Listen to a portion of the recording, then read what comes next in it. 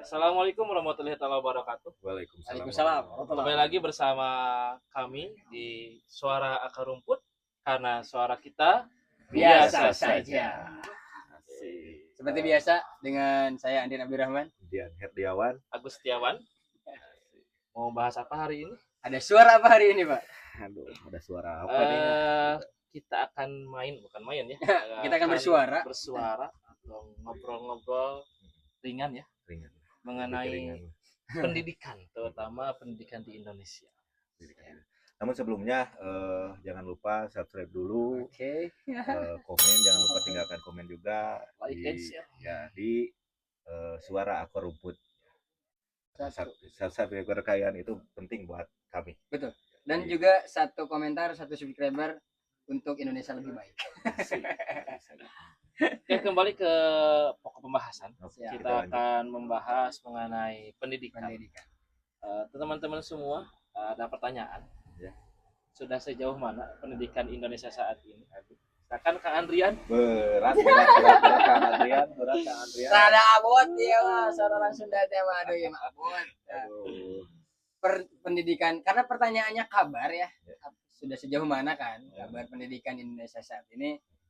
Kalau dari perspektif saya sih masih tidak baik-baik saja. Masih terdapat luka-luka yang harus disembuhkan. Masih terdapat cacat-cacat yang harus ya pokoknya masih terdapat bolong-bolong yang harus ditambal. Masih terdapat juga beberapa kebijakan yang barangkali masih belum merata dan terstruktur juga ya. Masih perlu penyamarataan. Jadi kalau dibuka dengan pertanyaan itu bagi saya masih belum baik-baik saja. Karena menambahkan pendidikan saat ini hari ini masih condong terlalu lebih ke sesuai dengan apa yang diberikan oleh kementerian kita ya, namanya Kementerian Pendidikan.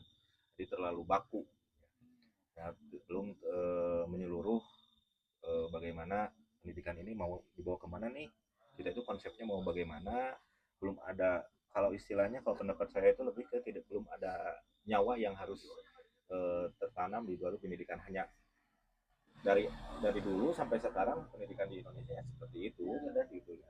Nggak punya ruh ya, Pak? Ya, jadi condong lebih ke monoton. Jadi ke sistem belum baik juga ya. Ya. Jadi kita masih tadi acak-acakan juga. Sistemnya belum jelas tujuannya kemana, terus mau seperti apa nih pendidikan Indonesia ke depannya. Dan berkaca dari pendidikan Indonesia juga, ternyata Indonesia ini dalam sistem pendidikannya, kalau nggak salah ya, sudah mengalami perubahan kurikulum sebanyak 11 kali. 11 kali udah kayak kesebelasan aja nih. 11 kali pergantian kurikulum. Nah, ya. Bagi teman-teman nih, bagaimana dengan fenomena tersebut? Bagaimana kita mencapai pendidikan yang bagus kalau kurikulumnya, sistemnya seperti itu? Masih diganti-ganti. Masih terus-terusan diganti-ganti ya. Iya. Oke, kalau menurut saya ya, kenapa harus diganti-ganti? Mungkin ada beberapa sistem yang perlu di garis bawahi ini, harus ada perubahan.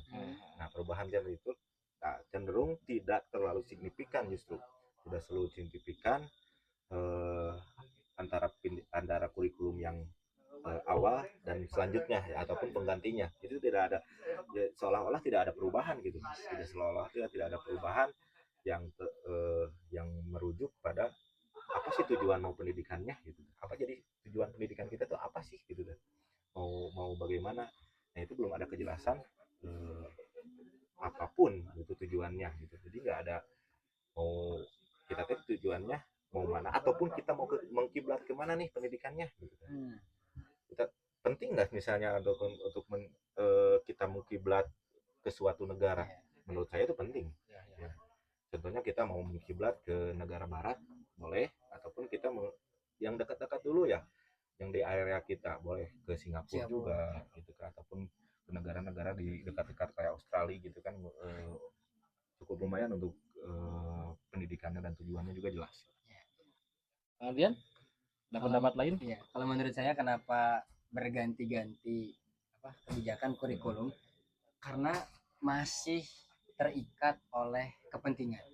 Sebenarnya kan ketika itu diganti juga ya atas dasar kepentingan. Hanya saja yang menjadi duduk perkaranya itu, masalah utamanya itu adalah kepentingan siapa. Ya. Kalau misalnya memang kepentingan seluruh rakyat Indonesia, berarti kan yang dilihat itu adalah ya seluruh rakyat Indonesia itu sendiri gitu, menyeluruh. Kayak misalnya terjun ke Papua kayak gimana, terjun misalnya ke daerah kayak Aceh gimana, dari Sabang sampai Merauke kayak gimana. Sehingga ketika sudah diketahui, oh ternyata sistem yang harus kita bangun itu seperti ini nih, berdasarkan misalnya studi lapangan, berdasarkan observasi gitu kan. Nah, masalahnya yang menjadi kepentingan selama ini kan kita nggak tahu. Ini yang berganti kurikulum itu atas dasar kepentingan apa? Ya. Nah, Kepentingannya kepentingan untuk publik apa kepentingan untuk pribadi? Nah, itu dia. Itu yang jadi pertanyaan ya. Ya. Kepentingan untuk siapa juga. Ya. Kalau tadi Ya, agak berisik. Karena kami syuting di luar. Ini outdoor ya, ini Outdoor. di pinggir jalan. Kita Jalan. kayaknya kena di pinggir jalan. Gimana Pak? Lanjutkan. Tadi kan sistem pendidikan coba untuk melihat atau studi banding ya ke negara lain. Konon katanya nih, kurikulum Merdeka itu mengadopsi dari kurikulum yang digunakan di Finlandia. Karena kan Finlandia merupakan negara terbaik pendidikannya. Ya kan di sana menggunakan kurikulum tunggal atau nasional. Sedangkan kan di Indonesia masih ada yang menggunakan kurikulum yang lama atau sudah yang baru. Pada kenyataannya ya kurikulum Merdeka itu kalau mengadopsi dari kurikulum yang di Finlandia masih jauh juga gitu. Karena banyak faktor yang memang tidak bisa disamakan. Ya jadi kembali lagi, kita itu tujuannya gimana sih gitu. Kita tujuannya pendidikan kita tuh mau bagaimana? Kalau merujuknya hanya merujuk saja ke Finlandia tanpa ada tujuan tuh mau ke bagaimana? Nah, kita bahas dulu ya. Gimana sih tujuannya kita teh? Bagusnya bagaimana? Kalau misalnya kayak gini, kita berandai-andai aja. Kalau kita diposisikan terkait tersebut, apa sih tujuan kita nantinya? Apa sih tujuan pendidikan? Apa yang mau dirubah lah? Satu hal aja dulu. Goalsnya itu ya Pak ya? Satu hal aja dulu. Perihal apa ya? Perihal mental anak dulu lah. Keberanian anak. Karena kan di daerah-daerah kayak kita aja masih banyak anak-anak itu yang malu untuk maju ke depan. Kalau di daerah kita ya, tampil tuh masih menjadi sesuatu yang menakutkan. Ya, karena juga ya. Kejomplangan ini tuh terasa loh di masyarakat urban dan masyarakat di desa pedesaan. Anak itu cenderung lebih kurang berani di pedesaan itu sebetulnya. Kurang berani untuk minimal tampil untuk berani salah dulu aja. Berani untuk salah, berani untuk ke depan dulu aja. Nah, itu sangat beda sekali dengan anak-anak perkotaan. Mungkin ya karena apakah faktornya dari segi pendidikan di keluarga atau emang anaknya cenderung emang seperti itu. Nah, itu saya belum paham tuh. Ya. Tapi ini menimbulkan satu pertanyaan atau pernyataan yang menarik Pak dari narasi tersebut ya. Saya malah kepikiran kayak gini. Gimana kalau misalnya sistem pendidikan, entah itu misalnya aturan apapun itu yang berkaitan dengan pendidikan, sifatnya otonomi daerah. Nah, gimana tuh kira-kira? Bisa. Iya kan? Iya. Karena kan misalnya kayak tadi kalau kata Kang Dian, pendidikan murid-murid misalnya di daerah pedesaan dengan di daerah urban itu kan berbeda. Ya. Berarti kan ada sistem yang harus berbeda juga dong. Iya. Nah, berarti salahnya bukan salah sih mungkin ya. Selama ini kan sistem di kita itu menyeluruh kan. Iya, jadi terlalu disamaratakan. Nah, disamaratakan. Berarti gimana kalau misalnya harus otonomi daerah? Jadi Setuju nggak?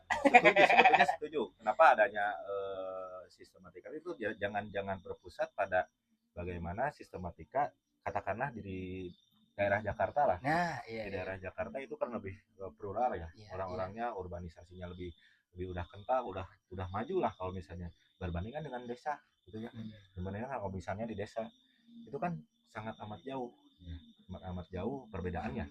Nah, jadi kembali lagi ke pertanyaan Kang Agus ini, kalau ya istilahnya kalau mau lihat kurikulum ini lebih ke Finlandia ya, negara Finlandia. Bentar dulu deh kayaknya. Masih jauh ya. Mungkin akan cocok Pak. kalau misalnya di Jakarta. Nah, Iya, Iya benar-benar. kan? beda kalau misalnya di desa. Iya, Karena kan demografis juga kan sangat berpengaruh ya. betul. Kan di Finlandia itu kan negaranya cukup kecil juga, Nah, gaji kan kalau di Indonesia kan besar, terus negara kepulauan. Jadi kalau tadi menurut Kang Adrian otonomi Otonomi daerah daerah. bentuknya, setuju juga. Nah, Karena nanti akan diatur sesuai dengan daerahnya masing-masing. Nah, iya, iya. Lebih enak juga mengatur bagaimana memberikan proporsi yang profesional lah buat Ya. anak-anak juga. Sesuai dengan daerah Sesuai. tersebut kan, Ya. dengan kulturnya, dengan kebiasaannya. Jadi karena kalau misalnya lebih ke otonomi juga, ke guru juga lebih enak bagaimana situasinya gitu, mengondisikan situasi kondisinya. Oh, daerah ini seperti ini cara cara mengajarnya. Ya. Nah, yang dilupakan kebanyakan guru-guru ataupun rata-rata guru itu belum bisa mempelajari bagaimana culture-nya, culture suatu daerah tersebut. Oke lah kalau misalnya masalah sistematika, cara mengajar itu saya percaya sangat 100% pasti semua guru Indonesia itu mampu. Tapi Optimis Pak. nah, Yakin. saya optimis Iya. saya sangat optimis. Namun yang saya lupa satu hal kecil aja, Apa tuh? itu belum bisa memahami bagaimana kultur di sekolah tersebut ataupun daerah tersebut. Itu penting ya, mendasar banget. Mendasar banget. Ini ada narasi cukup liar tapi ini akang-akang semuanya. Salah satu upaya untuk melanggengkan kekuasaan adalah dengan menjadikan masyarakatnya bodoh. Ya. Nah, itu gimana tuh? Jangan-jangan nih, jangan-jangan memang sistem pendidikan yang selama ini dalam tanda kutip belum ideal, masih semerawut, masih acak-acakan, masih gonta-ganti. Jangan-jangan mungkin memang sengaja untuk, karena kalau rakyat cerdas dan pintar, penguasa akan goyang. Ya. Gimana tuh kira-kira? Karena kan kalau Iya. rakyatnya pintar-pintar, Ya. pasti akan melek terhadap segala hal. Ya. Itu dia. Ke sistem pemerintahan juga akan tahu. Iya. Jadi mungkin bisa jadi. Mungkin. Ini apa ya? Hanya konspirasi Iya, saja. konspirasi. Makanya saya bilang juga tadi narasi liar. Ini Iya. konspirasi ya. Iya. Sekali lagi ini konspirasi. Tapi bisa jadi. Nah, Bisa iya jadi kan. juga. Kalau teman-teman setuju ya, ya, ayo tidak Bisa, setuju bisa. pun ya tidak apa-apa. Kita diskusi bareng saja lah Iya. ya. Ini konspirasinya seperti itu mungkin bisa iya bisa tidak gitu ya. Yes, yes. Tapi kalau menurut saya hal seperti itu bisa ditanggulangi kalau memang tadi sistem pendidikannya Otonomi daerah. Oh. Nyambung berarti ya Iya. beneran kita. Otonomi Oh, daerah. Jadi lebih jelas mau dibawa di kemana. Jadi nggak mungkin kan ada sekarang pendidikan pertanian dipakai di perkotaan. Iya. Karena di perkotaan maaf tidak ada kebun ataupun tidak ada sawah. Bisa saja kalau misalnya sekarang kan ada kayak hidroponik ataupun greenhouse, bisa saja. Tapi alangkah baiknya kita terapkan dulu di desa dulu lah, lebih utama. Iya. Lebih utama. Karena pendidikan kayak secara industrial lah, contohnya industrial. Itu kan industrial itu cocoknya di mana nih? Apa di kalangan industri, apa kalangan desa?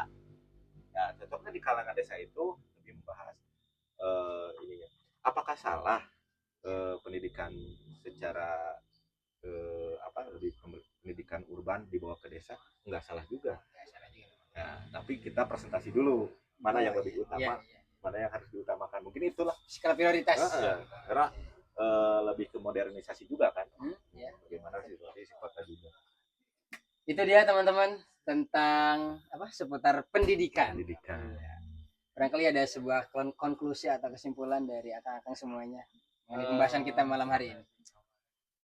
Pendidikan tuh sangat penting ya bagi kemajuan bangsa dan negara. Iya. Melihat ranking pendidikan kita sangat jauh, malah di Asia Tenggara kita kalah dengan tetangga.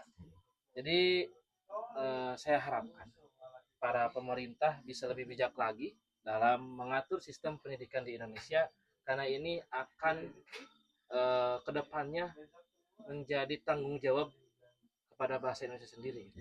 Mau dibawa kemana bangsa Indonesia kalau pendidikannya seperti ini? Mantap. Dari Kang Dian, konklusinya, Aduh, kesimpulannya. apa ya? Untuk ini mah lebih Mungkin harapan juga bisa. lebih ke harapannya. Harapannya agar lebih baik aja lah untuk pendidikan kita dan utamanya guru lebih Sejahterakan. untuk pemerintah ya mungkin ada yang mendengar juga. Ya, benar. Karena tonggak dari keberhasilan pendidikan itu ada di murid dan guru. Ya, kalau dari saya mungkin tonggak kemajuan suatu bangsa itu ada di pendidikan. Kalau pendidikannya bagus, sebuah bangsa juga akan berkemajuan.